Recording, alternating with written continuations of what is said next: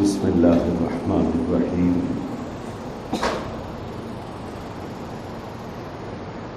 نحمده ونصلی ونسلم علی رسوله الکریم، اما بعد، قال النبی صلی اللہ علیہ وسلم: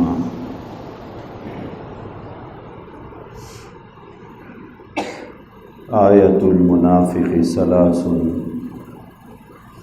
اذا حدث کذب واذا وعد اخلف واذا اؤتمن خان،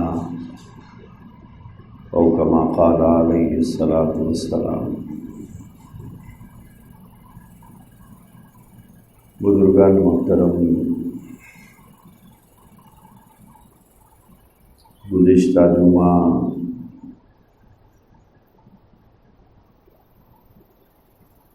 موسیٰ ابو صالح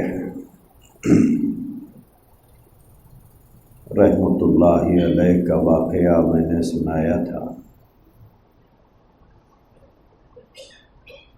جو حضرت شیخ عبد القادر جیلانی رحمۃ اللہ علیہ کے والد تھے،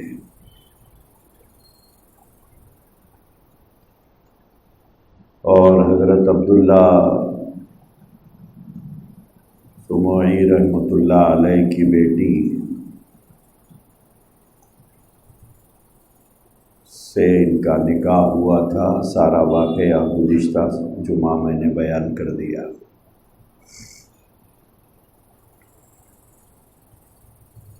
جب ماں باپ صالح ہوتے ہیں، نیک اور متقی ہوتے ہیں، پرہیزگار ہوتے ہیں،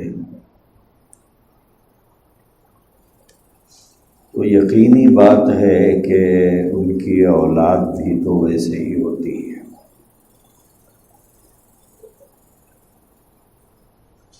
گزشتہ جمعہ میں نے حضرت پیران پیر رحمۃ اللہ علیہ کے والد گرامی کا تقویٰ، پرہیزگاری اور فکر آخرت میں 12 سال تک باغ کی باغبانی کرنا اور ملازمت کرنا، اس کے بعد اس باغ کے مالک کی ایسی لڑکی سے نکاح کرنے کے لیے آمادہ اور تیار ہو جانا، جن کے بارے میں اس لڑکی کے والد نے کہا تھا کہ نابینا بھی ہے، بہری بھی ہے، گونگی بھی ہے، لنگڑی بھی ہے۔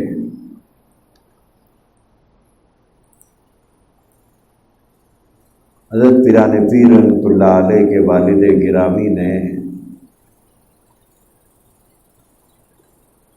اس لڑکی سے نکاح کے لیے آمادہ ہو گئے تھے۔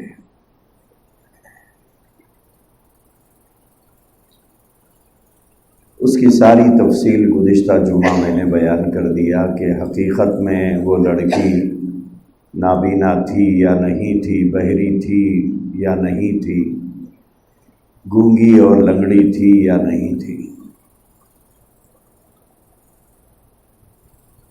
ماں بھی متقی اور باپ بھی پرہیزگار اور نیکوکار، تو اس کے اثرات تو اولاد کے اوپر یقینی طور پر پڑیں گے۔ حضرت سعدی علیہ الرحمہ نے فرمایا: صحبت صالح ترا صالح کند، کہ آدمی اگر متقی اور پرہیزگار، خوف خدا رکھنے والے اور آخرت کی فکر کے ساتھ جینے والے لوگوں کے ساتھ اٹھتا بیٹھتا ہے، تو یقیناً اس کے اندر بھی وہ فکر پیدا ہوتی ہے۔ نیک آدمی کی صحبت آدمی کو نیک بناتی ہے، اور برے آدمی کی صحبت آدمی کو برا بناتی ہے۔ جب صالح اور متقی پرہیزگار ماں باپ کی گود میں اولاد پلتی ہے تو یقیناً وہ ماں باپ اپنے بچے کی یا اپنی بچی کی یا اپنے بچوں کی تربیت ایسے ہی کریں گے کہ ان کے اندر خوف خدا پیدا ہو اور انہیں اس راستے پر چلانے کی فکر کریں گے جس راستے پر وہ چل رہے ہیں۔ تو حضرت پیران پیر رحمۃ اللہ علیہ کے والد اور والدہ دونوں بھی متقی اور پرہیزگار نیکوکار تھے۔ حضرت پیران پیر رحمۃ اللہ علیہ تحصیل علم کے لیے اپنے شہر سے ایک دوسرے شہر کو جا رہے تھے، انہیں بھیجا جا رہا تھا علم حاصل کرنے کے لیے۔ سفر میں جانے سے پہلے آپ کی والدہ ماجدہ نے 40 اشرفیاں ان کے آستین کے کسی حصے میں ڈال کر سی دی، کیونکہ یہ بچے تھے۔ ماں کو شاید یہ خیال آیا ہوگا کہ بچہ حفاظت نہیں کر سکے گا، ہو جائیں گے، تو ان 40 اشرفیوں کو ان کے بغل میں اسے سی دیا۔ زمانہ نہ گاڑیوں کا تھا نہ ہوائی جہاز کا تھا، سفر ہوتا تھا اونٹوں کے اوپر۔ تو ایک قافلہ بغداد کی طرف جا رہا تھا۔ حضرت پیران پیر رحمۃ اللہ علیہ کو اس قافلے کے ساتھ کر دیا تاکہ یہ بچے ہیں، اکیلے سفر کرنا ان کے لیے دشوار ہے، مشکل ہے، لہذا قافلے کے ساتھ یہ چلتے چلتے بغداد پہنچ جائیں گے۔ اتفاق ایسا ہوا کہ یہ قافلہ چلتا رہا، راستے میں ڈاکوؤں کی ایک ٹولی قافلوں کو لوٹ رہی تھی، تو اس قافلے کی بھی باری آ گئی۔ حضرت پیران پیر رحمۃ اللہ علیہ جس قافلے میں تھے اسے بھی لوٹا جا رہا تھا، ان کے سامان کو چھینا جا رہا تھا۔ وہ ڈاکو حضرت پیران پیر رحمۃ اللہ علیہ پر نظر تو ڈالتے، لیکن یہ سوچ کر چلے جاتے بچہ ہے، اس کے پاس کیا ہوگا، یہ تو بچہ ہے، بچے کے پاس کیا ہوتا ہے۔ لیکن چلتے چلتے ہی ایک ڈاکو نے ان سے پوچھ لیا کہ بیٹا کچھ ہے تمہارے پاس، تمہارے پاس کچھ ہے؟ تو انہوں نے کہا کہ جی ہاں ہے۔ پوچھا کیا ہے تمہارے پاس؟ کہا کہ میرے پاس 40 اشرفیاں ہیں۔ وہ چمک گیا کہ بھائی ڈاکوؤں سے تو چھپایا جاتا ہے، یہ بچہ تو بتا رہا ہے کہ میرے پاس ہے۔ وہ قریب آیا، اس نے ٹٹولا تو واقعتاً اسے 40 اشرفیاں حضرت پیران پیر رحمۃ اللہ علیہ کے بغل میں ایک کپڑے میں سلے ہوئے مل گئے۔ یہ بچے تھے تو اس نے کہا کہ بیٹا تم میرے ساتھ چلو۔ تو یہ لے کر اپنے قافلے کا جو سردار تھا اس کے پاس گیا اور جا کر اس نے یہ ماجرا بیان کیا کہ میں چلتے چلتے اس بچے سے ایسے ہی پوچھ لیا تھا کہ تمہارے پاس کچھ ہے، تو اس بچے نے کہا کہ میرے پاس 40 اشرفیاں ہیں۔ جب میں نے ٹٹولا تو وہ 40 اشرفیاں اس کے بغل میں سلے ہوئے مجھے ملے۔ تو اس قافلے کے سردار نے کہا کہ بیٹا ہم تو مال لوٹتے ہیں، ہم تو مال چھینتے ہیں، مال لوٹتے ہیں، تمہیں تو مال کو چھپانا چاہیے تھا، تم نے بتایا کیوں؟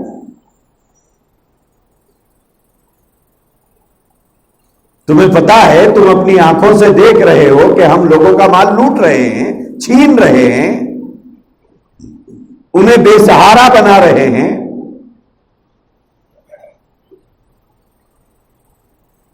تم یہ کہتے کہ میرے پاس کچھ نہیں ہے، بچہ ہونے کے ناطے ہم بھی سمجھتے کہ کچھ نہیں ہے، لیکن تم نے بتایا کیوں؟ کیا وجہ ہے بتانے کی؟ تو حضرت پیران پیر رحمۃ اللہ علیہ نے فرمایا کہ جب میں اپنے گھر سے چلا تھا تو میری ماں نے مجھے ایک نصیحت کی تھی، اور وہ نصیحت یہ کی کہ بیٹا کبھی جھوٹ نہیں بولنا، چاہے حالات کیسے بھی ہوں، جھوٹ نہیں بولنا۔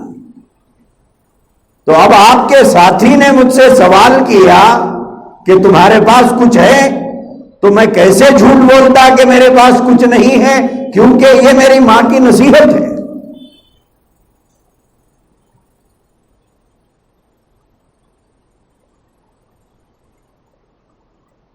اب غور کر کے دیکھیے کہ تربیت کا اثر اور نیک ماں باپ کا اثر بچوں پر کتنا پڑتا ہے، اور نیک ماں باپ، صالح پرہیزگار ماں باپ کے تقوی کا کتنا اثر بچوں پر ہوتا ہے۔ جب حضرت پیران پیر رحمۃ اللہ علیہ نے یہ فرمایا کہ یہ میری ماں کی نصیحت ہے کہ جھوٹ نہیں بولنا بیٹے، اسی لیے میں نے سچ بتا دیا، چاہے مال چلا جائے لیکن ماں کی نصیحت کے خلاف میں کوئی کام نہ کروں۔ اللہ تبارک و تعالیٰ نے بچپن ہی میں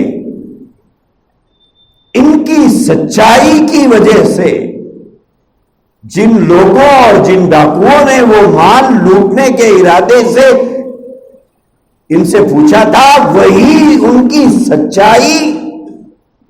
سچائی ان ڈاکوؤں کی توبہ کا سبب اور ذریعہ بنا تھا۔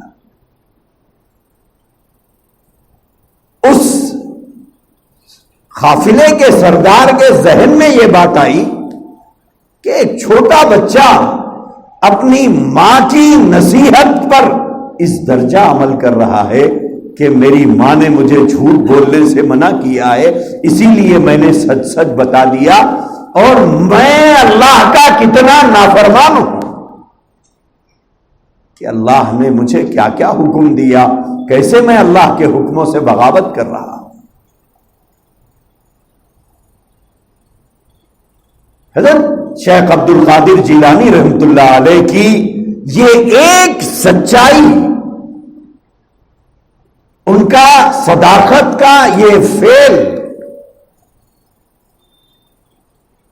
ان ڈاکوؤں کے سردار کی توبہ کا اور سارے ڈاکوؤں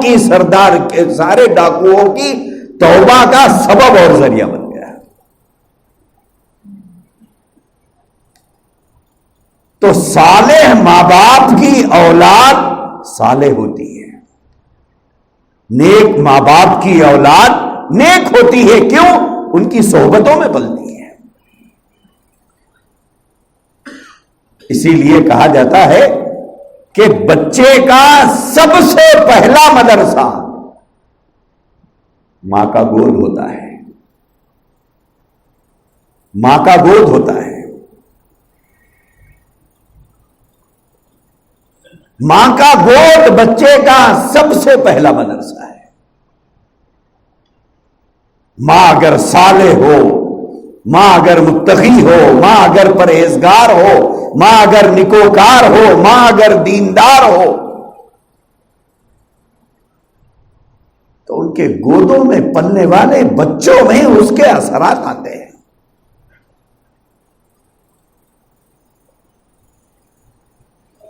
ان کے اندر تقوی آتا ہے، ان کے اندر پرہیزگاری ہوتی ہے۔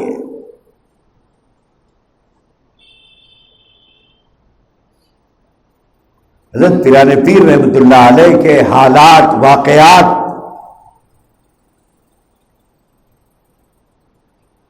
پڑھنے سے پہلے ہمیں ان کے ماں باپ کے حالات بھی تو پڑھنا چاہیے کہ وہ کیسے ماں باپ کی اولاد تھے.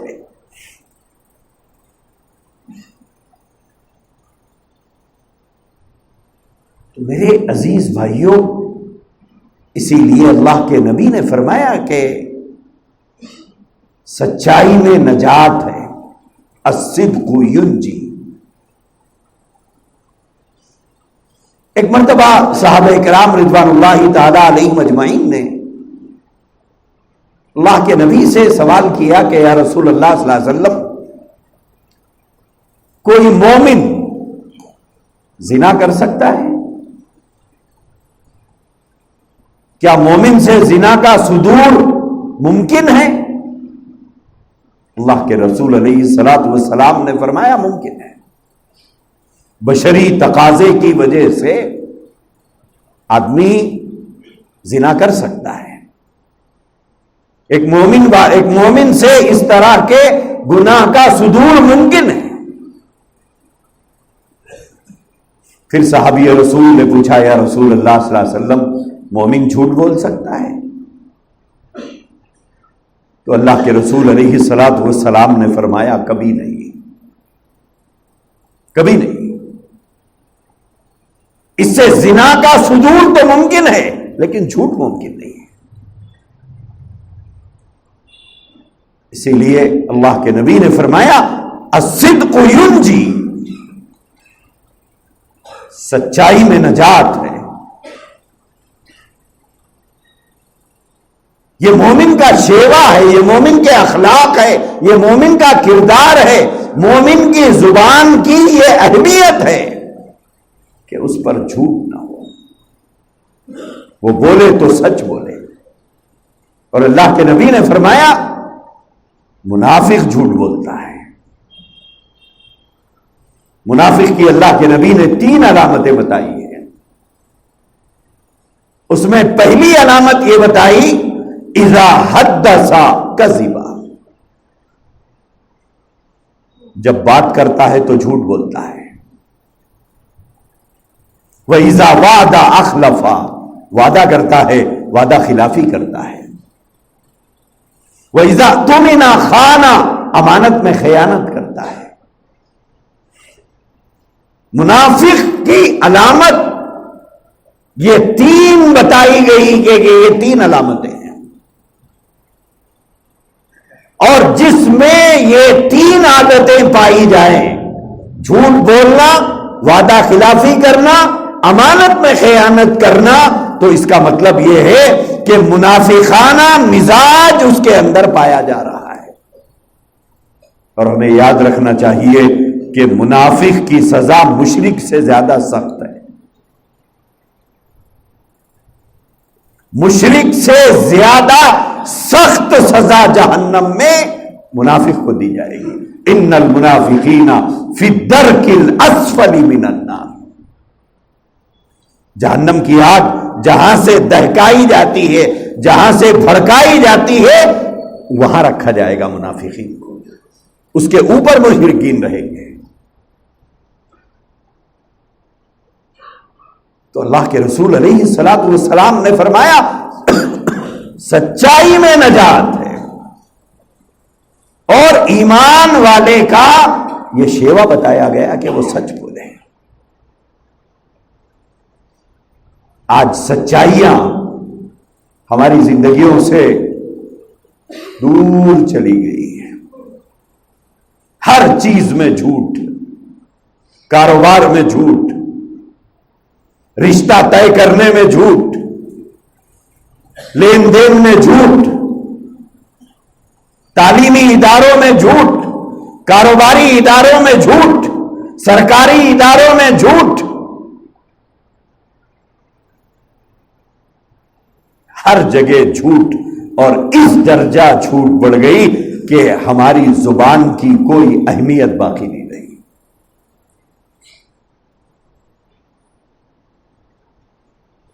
ہم بولتے ہیں تو کوئی اعتبار کرنے تیار نہیں، ہمارے وعدے پر کسی کو یقین نہیں، ہماری گواہی کو کوئی سچا سمجھنے تیار نہیں. وجہ یہ ہے کہ ہم نے اپنی حیثیت اور اپنی اہمیت کو کھو دیا. بے حیثیت اور بے وقار بن گئے. بچوں کے سامنے باپ جھوٹ بول رہا ہے. بچے دیکھ رہے ہیں کہ ابا جھوٹ بول رہے ہیں. بچوں کے سامنے ماں جھوٹ بول رہی ہے. بچے دیکھ رہے ہیں کہ ماں جھوٹ بول رہی ہے. اب ایسے جھوٹے ماں باپ کی زیر پرورش بچوں میں کیا اخلاق پیدا ہو سکتے ہیں، آپ کو سوچنے کی ضرورت ہے. اللہ کے نبی علیہ الصلوۃ والسلام غالباً حضرت ام سلیم رضی اللہ تعالی عنہا کے گھر تشریف لے گئے تھے. تو اس وقت وہ اپنے بچے کو بلا رہی تھی کہ بیٹے آؤ میں تمہیں ایک چیز دوں گی. وہ شاید بچہ نہیں آ رہا تھا تو کچھ امید دلا کر اس بچے کو ماں بلا رہی تھی کہ آؤ میں تمہیں ایک چیز دے دوں. اللہ کے نبی علیہ الصلوۃ والسلام نے ان سے پوچھا کہ تم اس بچے کو کیا دینے والی تھی؟ یہ جو بلا رہی تھی کہ آؤ میں تمہیں کچھ دوں گی، کیا دینے والی تھی؟ انہوں نے فرمایا کہ یا رسول اللہ صلی اللہ علیہ وسلم، یہ بچہ آ نہیں رہا تھا تو میں کچھ آس دلا کر اسے بلا رہی تھی. ویسے میرا ارادہ یہ تھا کہ یہ آئے گا تو میں اسے ایک کھجور دوں گی. اللہ کے نبی علیہ الصلوۃ والسلام نے فرمایا کہ اگر تم اس بچے کو کھجور نہ دیتی تو یہ جھوٹ ہوتا، یہ جھوٹ میں شمار ہوتا. آج کتنے جھوٹ ہم ماں باپ بچوں سے بولتے ہیں، ان کا دل بہلانے کے لیے یا ان کی ضد چھڑانے کے لیے یا انہیں خاموش کرنے کے لیے یا وہ وقت گزر جائے اس کو ٹالنے کے لیے. کتنی جھوٹ ہم ماں باپ بچوں سے بولتے ہیں.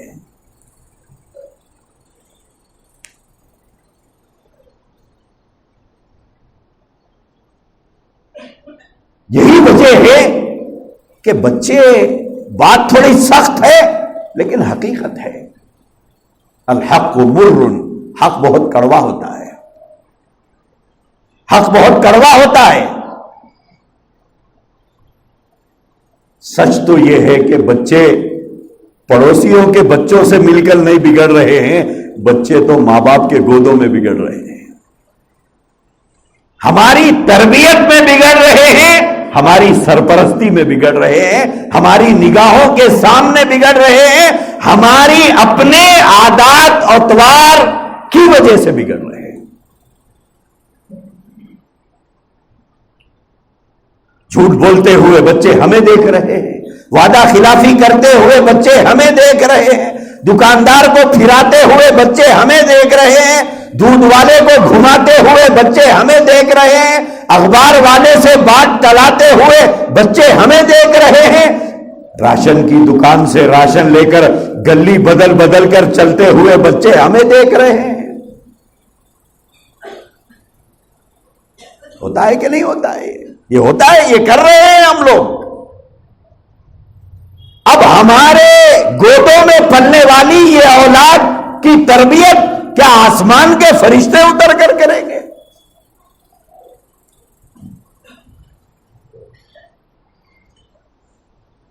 نیک اور صالح ماں باپ کی اولاد نیک ہوتی ہے.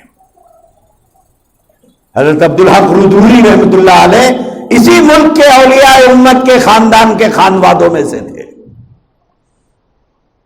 بڑے بھائی کے پاس پڑھنے کے لیے بیٹھے، عربی گرامر کی پہلی کتاب ان کے سامنے تھی. بڑے بھائی نے پڑھایا کہ بیٹا پڑھو، ضرب زید نمرہ. اس کا مطلب تھا کہ زید نے عمر کو مارا. وہ ایک سینٹنس ہے، اسے سمجھانا چاہتے تھے. ایک گرامر کی کتابوں میں آج بھی یہ ورڈ موجود ہوتا ہے. بڑے بھائی نے چھوٹے بھائی سے کہا کہ بیٹا اسے دوہراؤ تو. تو انہوں نے پوچھا کہ بھائی جان یہ بتائیے کہ زید نے عمر کو مارا کیوں؟ زید نے عمر کو کیوں مارا؟ تو بڑے بھائی نے کہا کہ بیٹا ہم تمہیں پڑھا رہے ہیں، کتاب ہے، آپ دہراؤ، اس سے تمہیں کیا مطلب ہے کہ زید نے عمر کو کیوں مارا؟ تو اس بچے سے بھائی نے کہا کہ بیٹا، اس بڑے بھائی سے بچے نے کہا کہ اگر زید نے عمر کو ناحق مارا ہو تو زید نے عمر پر ظلم کیا ہے، اور آپ ہی نے کہا ہے کہ ظالم کو نہیں روکیں گے اور مظلوم کی مدد نہیں کریں گے تو اللہ ناراض ہوگا، کہ ظالم کو نہیں روکیں گے اور مظلوم کی مدد نہیں کریں گے تو اللہ ناراض ہوگا۔ یہ بات آپ ہی نے مجھے سکھائی ہے۔ اب آپ یہ پڑھا رہے ہیں کہ زید نے عمر کو مارا، تو آپ یہ سمجھائیے کہ زید نے عمر کو کیوں مارا؟ تو بڑے بھائی نے کہا کہ بیٹا یہاں حقیقت نہیں ہے، یہ حقیقت میں زید نے عمر کو مارا نہیں ہے، یہ ایک جملہ ہے جس کا مطلب ہم آپ کو سمجھانا چاہتے ہیں گرامر کے اعتبار سے۔ تو چھوٹے بھائی نے بڑے بھائی سے کہا کہ کیا واقعتاً زید نے عمر کو نہیں مارا؟ بولے نہیں مارا۔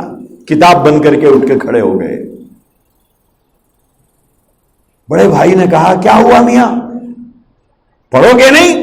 بولے نہیں۔ کیوں؟ بولے میں ایسی کتاب سے پڑھنا شروع نہیں کرتا جس کا پہلا جملہ جھوٹ سے شروع ہوتا، میں ایسی کتاب سے پڑھنے کا آغاز نہیں کرتا جس کا پہلا جملہ جھوٹ سے شروع ہوتا ہو۔ جب ماں باپ کی زندگیوں میں دین تھا تو اولاد پر یہ اثر تھا کہ چھوٹے چھوٹے بچوں کو جھوٹ بھی سمجھ میں آیا، سچ بھی سمجھ میں آیا، ظلم بھی سمجھ میں آیا، ظالم بھی سمجھ میں آیا، مظلوم بھی سمجھ میں آیا۔ اللہ معاف کرے دینداری گھروں سے رخصت ہو گئی تو آج 40 سال کی عمر ہو گئی، سچ اور جھوٹ سمجھ میں نہیں آیا، ظالم اور مظلوم نہیں سمجھ میں آیا۔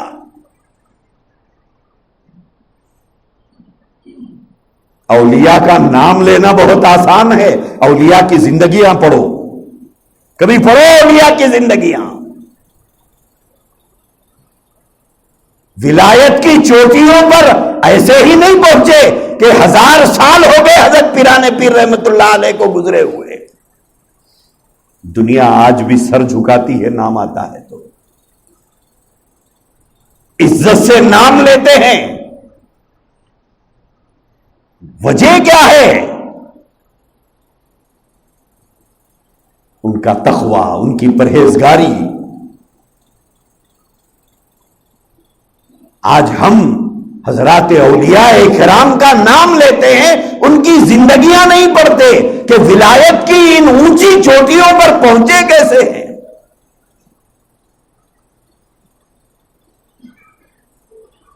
کیسے یہ مراتب حاصل ہوئے، اور انہوں نے اپنے زمانے کے مسلمانوں کو کیا نصیحتیں کی،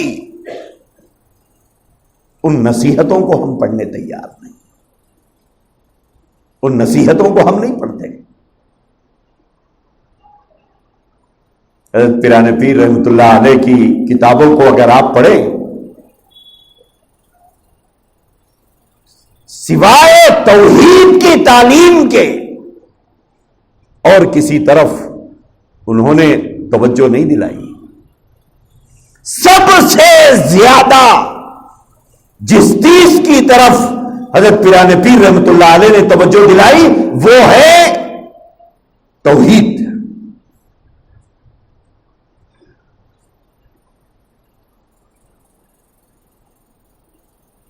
ایک مرتبہ فرمایا کہ اگر تمہیں اس بات کی خبر ہو کہ بازار میں ایک گیہوں کا دانہ 1 درہم میں مل رہا ہے، 1 درہم میں 1 دانہ مل رہا ہے، یوں سمجھو 1 روپے میں 1 چاول کا دانہ، 1 روپے میں 1 گیہوں کا دانہ مل رہا ہے۔ حضرت پیران پیر رحمت اللہ علیہ نے فرمایا مومن ہو تو پریشان مت ہو کہ اتنا مہنگا ہو گیا، مومن ہو تو پریشان مت ہو۔ فرمایا کہ بازار میں جو اناج دکانوں میں رکھا ہوا ہے، اگر وہ تیرے مقدر کا ہے، اگر وہ تیرے مقدر کا ہے، اللہ کسی بھی حال میں تیرے پاس پہنچ جائے گا۔ شرط یہ ہے کہ وہ تیرے مقدر میں ہو۔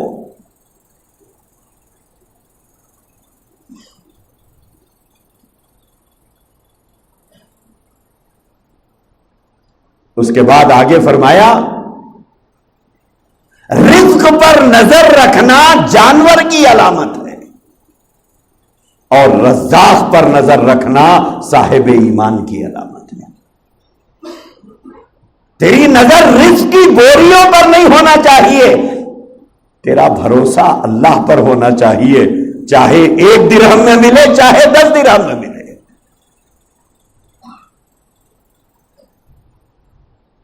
توکل کی تعلیم ہر صفحے پر حضرت پیران پیر رحمت اللہ علیہ کی کتاب میں ملے گی۔ غیر اللہ سے کے سامنے ہاتھ پھیلانے اور زبان کھولنے سے صفحے پر آپ نے منع فرمایا۔ یہ آپ کی زندگی تھی۔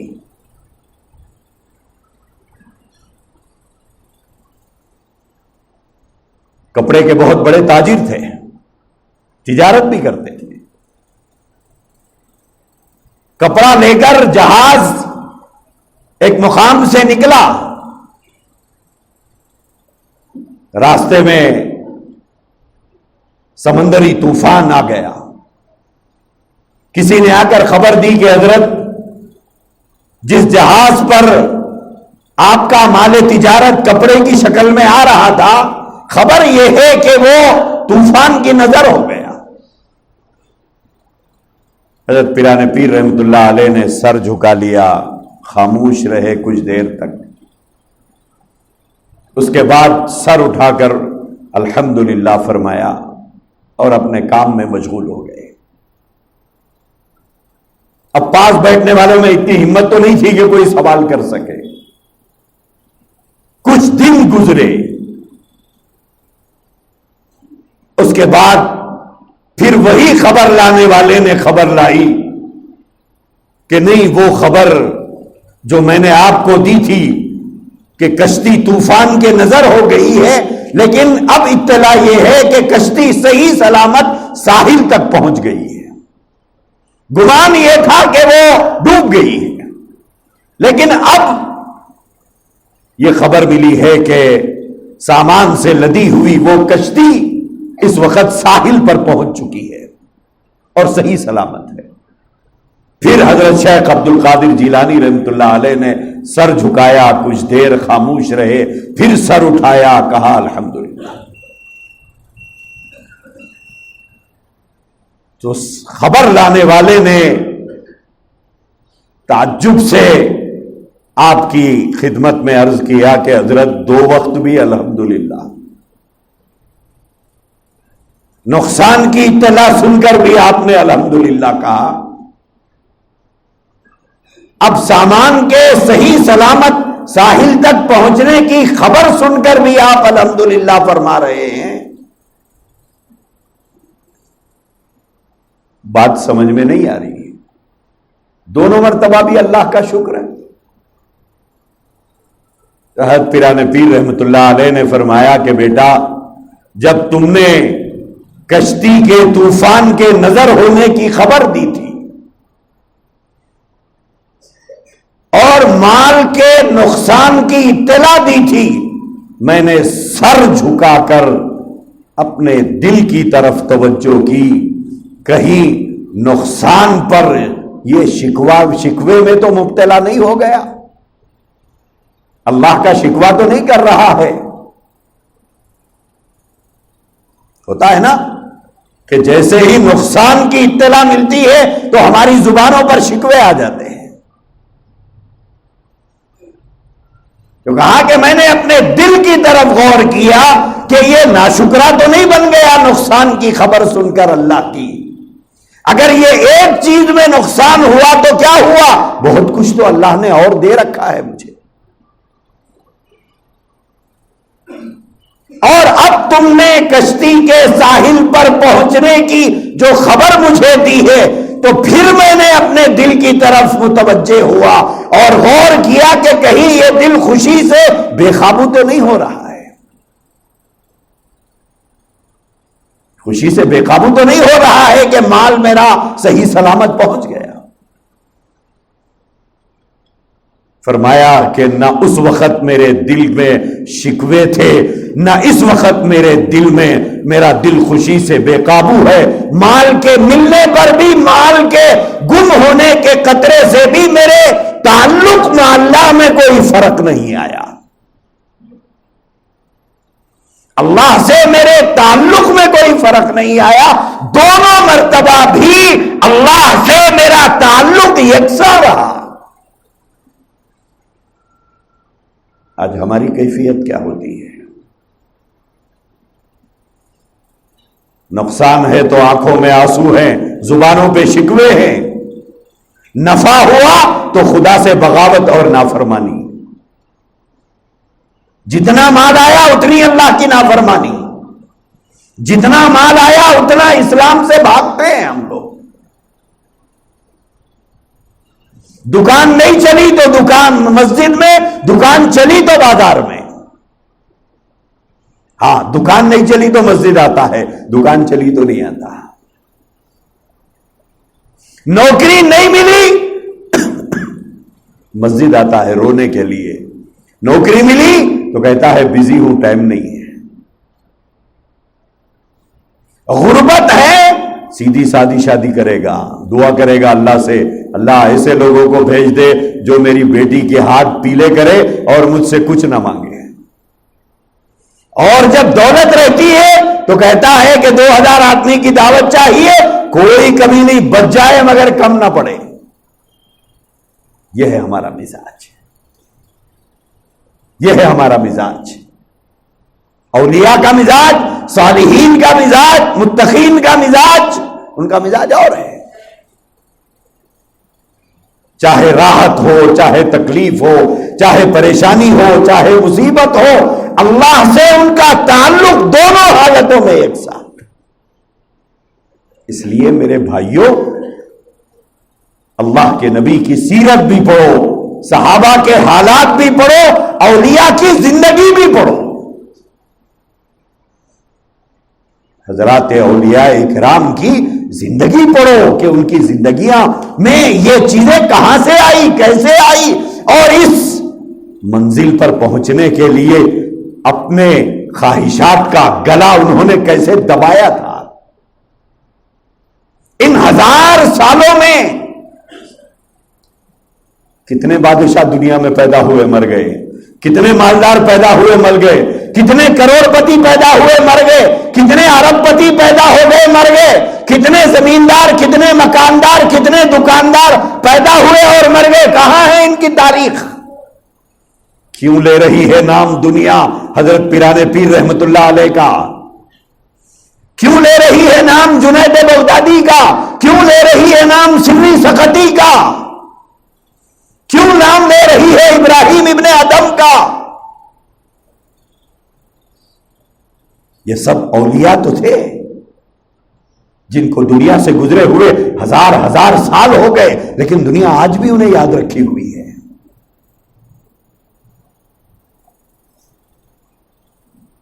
اسی لیے میرے بھائیوں، نیکوں کا نام زندہ رہتا ہے،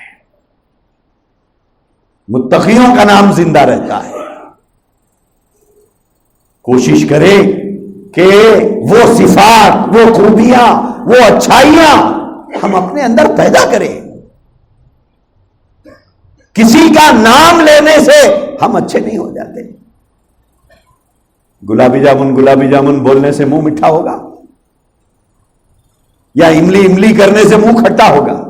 نہ میٹھا ہوگا نہ کھٹا ہوگا. آپ صرف اولیاء کے قصیدے پڑھتے رہیں گے، اس سے آپ کو کیا فائدہ ہوگا؟ اس سے فائدہ کیا ہوگا آپ کو؟ ان کی سیرت پڑھو، ان کے اوصاف اپنے اندر پیدا کرو، ان کی خوبیاں اپنی زندگی میں لانے کی کوشش کرو، ان کی زندگی کی اچھائیوں کو اپنے اندر پیدا کرنے کی کوشش کرو، یہ کمال ہے۔ اللہ آپ کو، مجھے اور ہر صاحب ایمان کو توفیق عطا فرمائے۔ وآخر دعوانا الحمدللہ۔